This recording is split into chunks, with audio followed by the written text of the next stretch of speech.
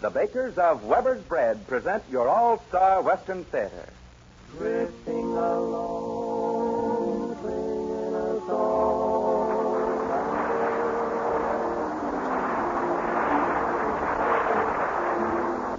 From Hollywood comes your all-star Western theater, starring America's great Western singers, Foy Willing and the Riders of the Purple Sage. Our all-star Western theater guest for today is the all-star Western family, Jennifer, Tim, and Jack Holt, appearing in A Story of the West written especially for them. My name is Cottonseed Clark, and here are the Riders of the Purple Sage.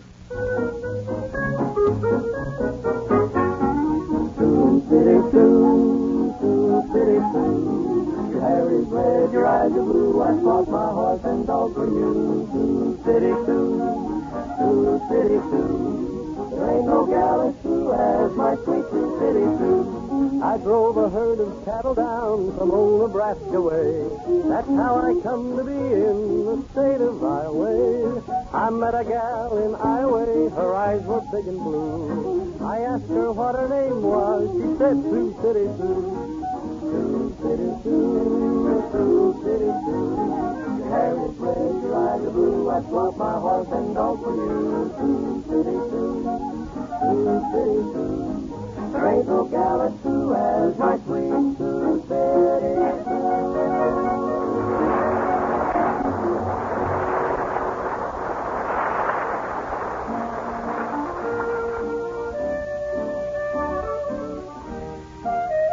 The stars of the All-Star Western Theater once again bring you a half hour of enjoyable entertainment with an authentic Western atmosphere.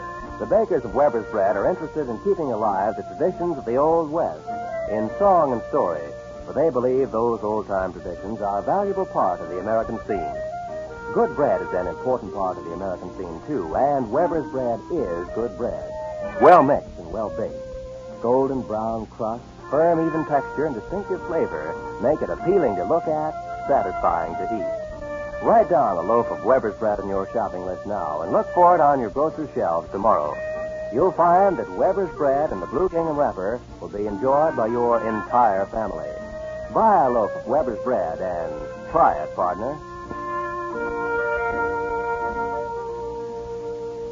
It's guest star time, friends and neighbors, and today it has a special meaning, for we bring to our all-star Western Theater microphone the all-star Western family, Jennifer, Tim, and Jack Holt.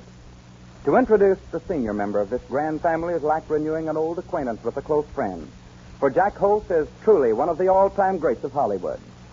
When he was recently discharged as a major from World War II, he became a veteran of both world wars. Following in his footsteps to achieve movie fame was his son, Tim, who was recently discharged as a captain of the Army Air Force, but not before he saw 22 missions as a B-29 bombardier over Japan in 4 years of service. Following Tim, there came another host to the Western screen who has become one of Hollywood's finer Western actresses, sweet and lovely Miss Jennifer Holt. We are proud to present this great family of the screen and their first appearance as a starring trio in A Story of the West prepared especially for them entitled Drifty. Friends and neighbors, Jennifer, Tim, and Jack Holt.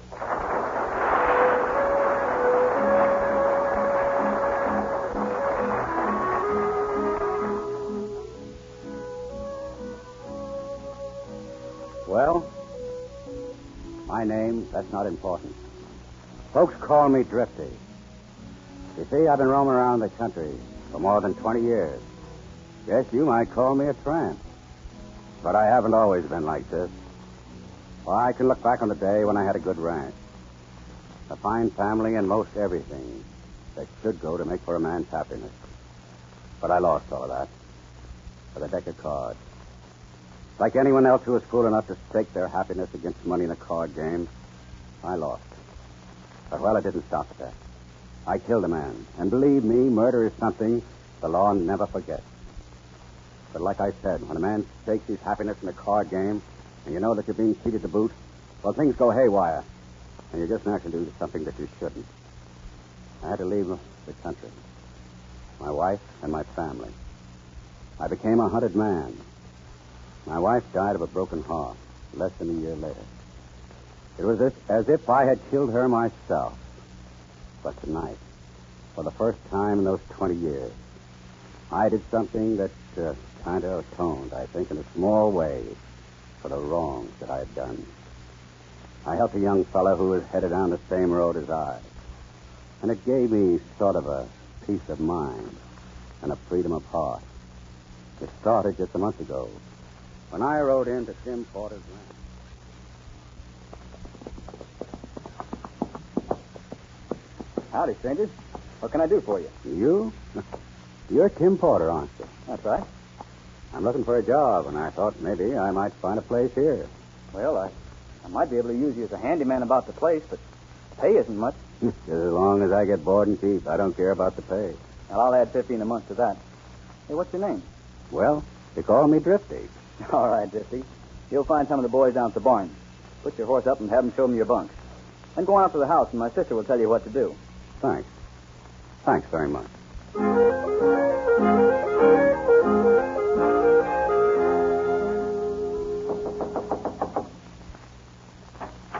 Yes? You're Miss Jenny? Yes. What can I do for you? Your brother hired me as a new handyman, and he told me to report to you. Well, fine. Come on in and I'll see what there is to do. Thanks. Just call me Drifty, man. Well, that's an odd name. Where did you get it? Oh, sort of a nickname, because I sort of drift from place to place. Well, I'm sure we'll get along fine, Drifty. Hey, sis, I'm going to town with... Oh, hello, Drifty. Howdy. What are you going to town for? I need to get some supplies. I'll be in early. Promise you'll stay away from Kilday's place. You treat me like I'm a child. I'm old enough to know what I'm doing. Well, you can't get old enough to sit in a card game with a bunch of crooks.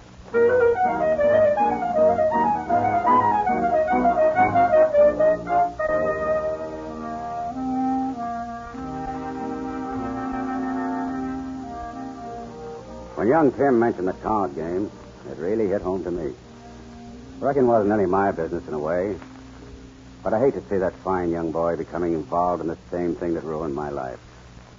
Later that afternoon, the girl sent for me and asked me if I'd help rearrange some furniture in the front parlor of the ranch. Now, let's see. I want to move that table to the center of the room. Then we'll be through. No sooner said than done, Miss Jenny. Oh, that's fine, Drifty. I have some coffee made. Will you have a cup with me? I sure would like it. Thank you. Come into the kitchen with me. I've been wanting to say something to you, Miss Jenny. What's that? You mentioned something about your brother playing cards tonight. Yes. I guess it's all right. But he's been playing with Ed Kilday's gang. Oh. By the way, do you and your brother operate this ranch yourself? Oh, yes. You see, our parents both died when we were very young. But, oh, Drifty, it's a long story. I'd like to hear it sometime. Now, watch this coffee. It's hot. Thank you, ma'am. By the way, if you'll drop in tomorrow night, I'd like you to meet the boy I'm going to marry. So you're going to marry? Well, just who is this lucky boy? He's the smartest, youngest, best-looking sheriff this county ever had. Oh.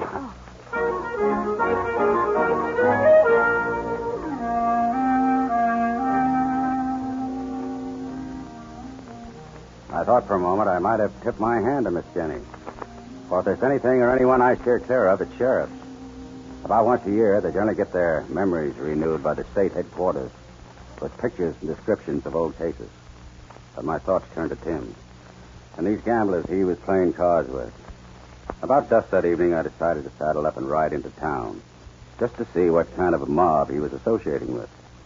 As I walked into Ed Kilday's saloon, I noticed that Tim was playing cards. As I stood there watching the game, I saw Kilday trim the boy one hand after another. I noticed that Tim looked in my direction several times, as if he resented my being there.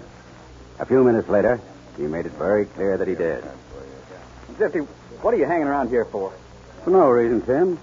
I just thought I'd ride back home with you. Well, I don't want you riding back home with me. Besides, you're putting a jinx on me. But you promised Miss Jenny you'd come home early. What's wrong, Tim? Did your sister hire this man to watch over you? I don't like that kind of talk either, Kilday. Now, look here, Drifty. Come on, get moving. That's an order. Son, I didn't think you'd talk that way to me. But I guess this game has suddenly got your nerves riled up. Well, then maybe this will convince you that it's not. Well, how do you like that? Come on, Tim. Coming from you, Tim, I'm going to take that. But you're the first man that ever slapped me in the face and got away with it. Drifty, I didn't mean to do that. I guess I am on edge. I'm sorry. That's all right, son. Oh, there you are, Tim. I've been looking for you. Howdy, Jimmy. I was just leaving. I wonder if you'd tell Jenny I won't be able to see her tomorrow night. I got some business on hand. Sure, Jim. This is one of my new hands on the place. Drifty, this is Jim Waters. Yes, Sis told you about him. Yes, she did. You're the sheriff. That's right. Tim, I'll try to drop by tomorrow. Okay, Jimmy.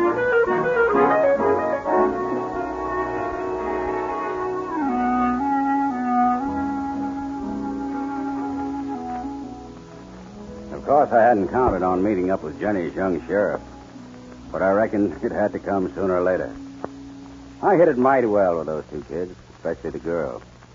She seemed to take a liking to me. Then one afternoon, I saw Sheriff Jim Waters right up the ranch. He dismounted and went into the house where Tim and his sister were. Quickly, I walked around to the side of the house near an open window where I was able to hear what was being said. So, Jenny, if you think you can get ready in time, we'll drive over this evening. Oh, I'm sure I can make it, Jimmy.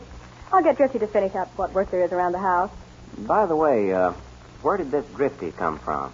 Oh, he just blew in a few days ago. He needed a job pretty bad. And don't go asking any official questions about him, just because he's a stranger. Jenny's made a real pal out of Drifty. Oh, I'm sure he's all right. But I always like to keep my eye on strangers. Well, you just get your eyes off of him, Mr. Sheriff Man. Why, Drifty wouldn't harm a flea. Well, if he was about 20 years younger, I'd be having a little competition.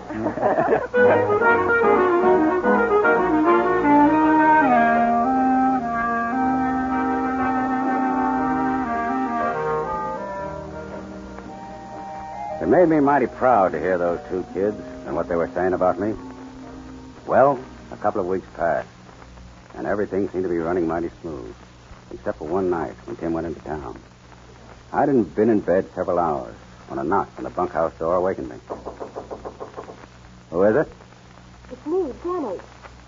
Just a moment, Miss Jenny. Why, what's wrong? Oh, well, it's Tim. He hasn't come home yet. I'm worried about him, Drifty. It's past 4 o'clock. I didn't even know he went away from the house tonight. We went into town, but he promised to be in early. You're afraid that he might be gambling? Oh, I don't know what to think, Drifty. He's never done this before. Well, we won't be in doubt much longer. Here comes someone on the run. Oh, I hope it's him. That's who it is, all right. Hold on. Steady now. Tim, where have you been? I've been worried to death about you. Come into the house, Sis. I gotta have a talk with you. What's wrong, Tim? Nothing you'd be interested in, Drifty. Come on, Sis. What's wrong? I said come into the house. I wish I could be of some help, Tim. You can't this time, Drifty. Come on, Sis. I stood watching the two as they walked towards the house. I knew what was wrong. Kilday and his gang had given Tim the works. Quickly, I slipped around to the side of the house where I'd eavesdropped before. I soon learned that my hunch was right. Yes, tell me. What is it? What's happened? Sis, I've done it. I've ruined everything. You've been gambling. I've lost everything we have. Everything. Tim. Well, you couldn't have. I wrote a check for the amount of money we had in the bank, and then I put a mortgage on the place. Oh, no. Oh, Sis, I don't know what happened. I just kept getting in deeper and deeper and just trying to get out of the hole, that's all. I knew this would happen. Tim, what are we going to do? I got 48 hours to raise the money. How much is it? $5,000. We haven't a chance in the world to raise that much money. How much money do we have in the house? Less than $500. And that's for the payroll due Saturday. Where is it? Well, it's locked in the top drawer of your desk.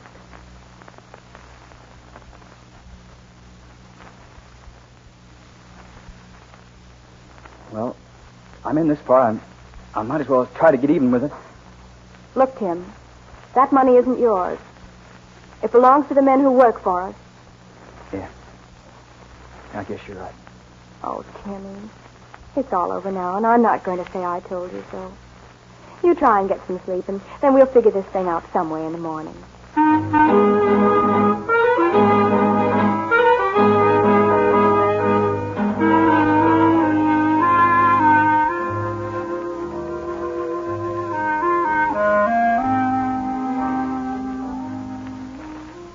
Well, as I stood outside that window and listened to those two kids talk, my heart bled for them.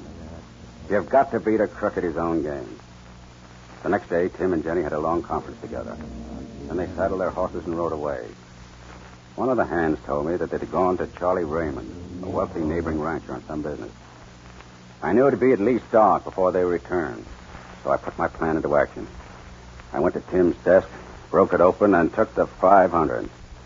I then saddled my horse, and unnoticed, rode into town, straight to Ed Kilday's. Well, if it isn't Tim Porter's new handyman. Yeah, you mean Tim Porter's ex-handyman. Oh, you ain't working for him anymore?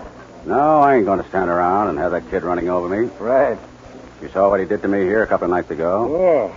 Guess you heard he got himself mixed up in a mighty heavy game last night. Yes, and it serves him right. He's too young to be sitting in a game with men who can outfigure him. Yeah, too bad. I hate to see the kid lose, but he asked for it. If you ask me, he got it. Maybe it'll teach him not to gamble. You know, Drifty, you got a good head on them shoulders of yours. Oh, I managed to get along. By the way, do you mind if I sort of sit in your game for a while? No. Anybody with money's welcome. I got close to 500. I got stacked away. I might play for a while. 500? Well, we'd be glad to have you. Won't we, boys? Oh, sure. Sit down, Drifty. Take a chair right there in front of me. It was working just as I planned. As the game started, I played mighty close until the deal came to me. That when I worked in the house, then I went to work on the house and on Kilday and his henchmen. It had been years, but I could handle these cards with perfect control. I would give this crook a taste of his own medicine. As the game progressed, I slowly built my stack of chips, higher and higher. I could sense that Kilday was getting nervous. My luck was amazing, he remarked several times. Luck? Why, I knew every card in every man's hand each time I dealt it. Then my thoughts returned to Jim and Jenny. And it points to only one person, Sis. Drifty took that payroll money and cleared out with it. But, Tim, I know he wouldn't do such a thing. Well, like I said, Tim, I saw him go in the house, and a few minutes later he saddled up and rode toward town. Jim Waters has been suspicious of Drifty for quite a while now. I'm going to town to look for him. Tim, I promise you won't do anything until you know he's guilty. All right, Sis. We're in enough trouble ourselves. Now we've been robbed by a man we trusted. Drifty, your luck is holding out like I never seen before. I'm pretty lucky, all right. Yeah. I got close to $3,000 on you boys. I ain't never seen a run like it, and I've been playing cards for over 30 years. Yeah, Drifty, it's your deal. Now for the killing. I dealt those cards so fast my hand was a blur. I dealt the man on my left and right dead hands. But to Kilday, I gave 3 aces. The pot was Jack's or better. Kilday opened. I called and raised. He called the raise and drew 2 cards. I stayed pat. I knew he would figure me for a straight or a flush, or at most a full house. On the draw, I dealt him his 4th ace, and he came out betting. All right, Drifty. I'll bet 500. Call and raise 1,000. Sorry to have to get all my money back at once, Drifty, but I'll raise again. Same amount. In that case, I'll have to tap myself. I'll bet you every nickel I've got in front of me. Yeah, bet's a shade heavy, ain't it, Drifty?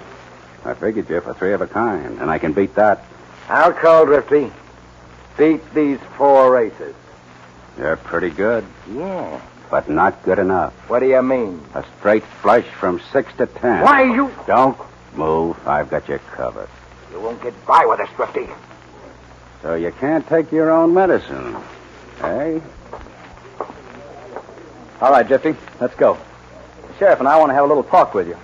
All right, Tim, I know what you want. You've even been playing cards with the money you stole from my desk. That's right, Tim. And with the same man that you played with. What's that got to do with it? Just this. Kilday, here's the cash, 5,000. Now give Tim that paper on his ranch. What do you mean? I mean what I say. I came in here to win that piece of paper he signed. Now here's the money, give it to him. I mean business.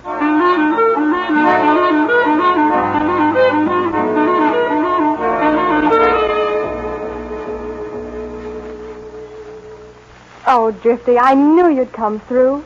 I wouldn't do anything but help you kids for anything in the world. Well, Drifty, you sure saved my neck. And believe me, I've learned a lesson. You couldn't get me in another card game for anything in the world. I'm glad to hear that, son. Mighty glad, believe me. Gambling can ruin a man's life, and I ought to know. Oh, what do you mean by that, Drifty? Oh, nothing. Let's go. Well, it's getting late. I think I'd better hit the hay. And I know you kids are ready for some rest after what you've been through for the past couple of days. I got to run along, too. I'll walk out with you, Drifty. Why, sure. Sure, Sheriff. And again, Drifty, we don't know how to thank you. Just seeing you kids happy is thanks enough. You know, Drifty, if I could remember my dad, I'd like to remember him as just as a man like you. Thanks, Tim. That's the nicest thing that was ever said to me. Well, Sheriff, you said you'd walk out with me, so... Sure, let's be going. Good night, Jenny. Tim. Good night, Tim. Good night, Tim. Good night, Drifty.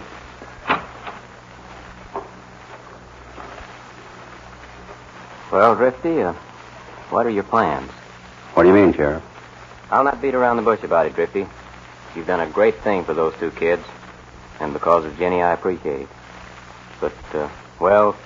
You know about me, don't you, Sheriff? I'm sorry, Drifty, but I do. It would never do for those kids to find out, would it? Drifty, regardless of what you've done in the past, I figure you've made amends for it all. If I took you in, my conscience would never be free again. If the law has to get you, then I don't want to be the man who does it. What are you getting at? Get on your horse and ride away. I haven't seen or heard of you in these parts. Thanks, Jim. And Jim? Yeah, Drifty? Watch over those two kids, will you? That's a promise, Drifty. Goodbye and good luck.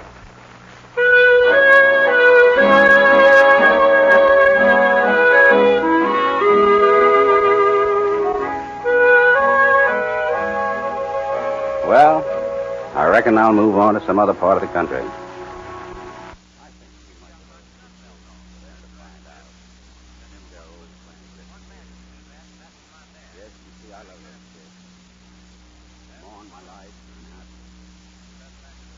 Her mother, God rest.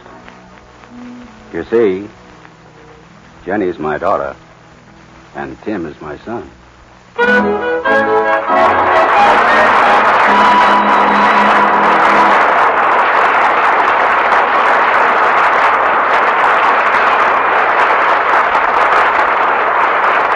Friends and neighbors, your all-star Western family, Jennifer, Tim, and Jack Holt will return to you in a few moments.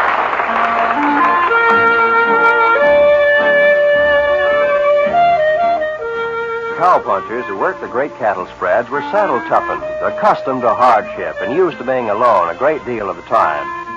They had a lot of time to think problems through as they rode fence or searched the brush for strays or night-hawked the herd from dawn to dusk. For the most part, cowboys were reserved in manner and short of speech. When they spoke, they went right to the point. They didn't waste any words. For instance, a cowpuncher who liked Weber's bread, who thought that Weber's bread was really good bread, who liked to eat Weber's bread for breakfast, lunch, dinner, and in between meals, and who wanted you to share his enjoyment, wouldn't waste a lot of time and talk. If he thought Weber's bread was good enough to recommend to you, he'd just say, "Try it, partner." And now here is Foy Willing returning to the microphone with our three great stars, Jennifer, Tim, and Jack Holt.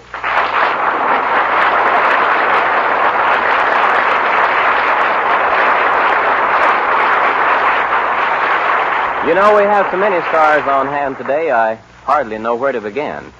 Of course, naturally, I prefer Miss Jennifer. Well, Dad generally does the talking for the family, Foy. How about taking him on? Just a minute, will you? I think I've done enough talking for the last 20 minutes. Well, if they don't get around to it, I will. I think it was wonderful being here today on your All-Star Western Theater, and especially being with Dad and Tim. Well, that goes for me, too. And I would like to say, this being one of my very rare radio appearances, that it was a real thrill to work with my two kids. Ladies and gentlemen, it was very nice being with you, and I hope that I will have the privilege real soon again. Oh, by the way, Tim, did you and Miss Jennifer have any idea throughout the story that Drifty was your father? We knew it all the time. Goodbye, folks.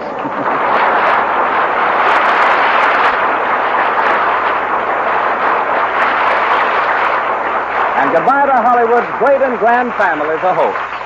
Well, here they are, folks, men of the West from out of the West with a real song of the West. America's great Western singing stars, Foy Willing and the Riders of the Purple Sage, singing Bob Nolan's Cool Water.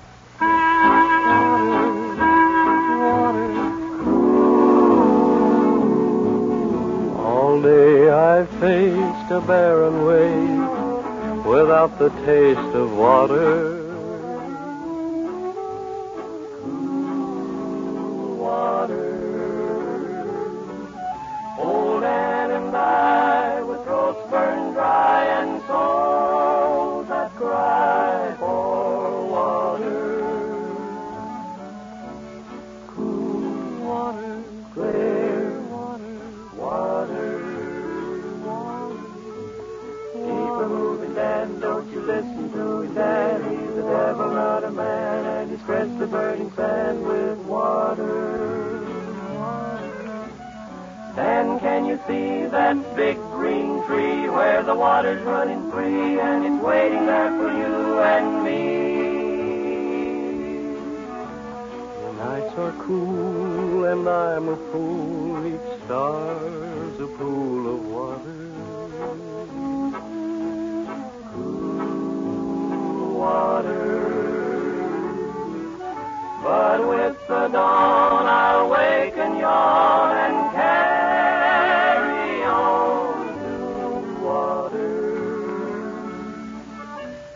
Cool water, clear water, water.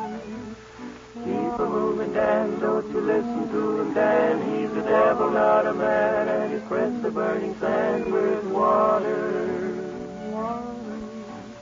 Then can you see that big green tree where the water's running free, and it's waiting there for you and me?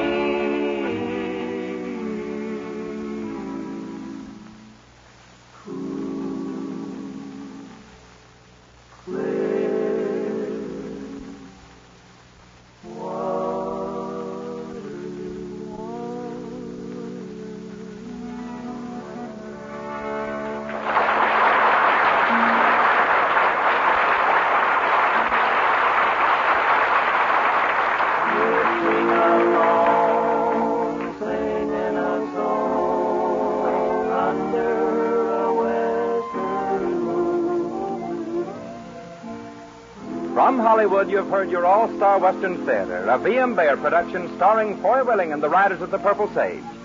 Our guest stars for today have been Jennifer, Tim, and Jack Holt, Hollywood's first family of the Western screen. My name is Cottonseed Clark. Next week, another great star of the West and a story of the West.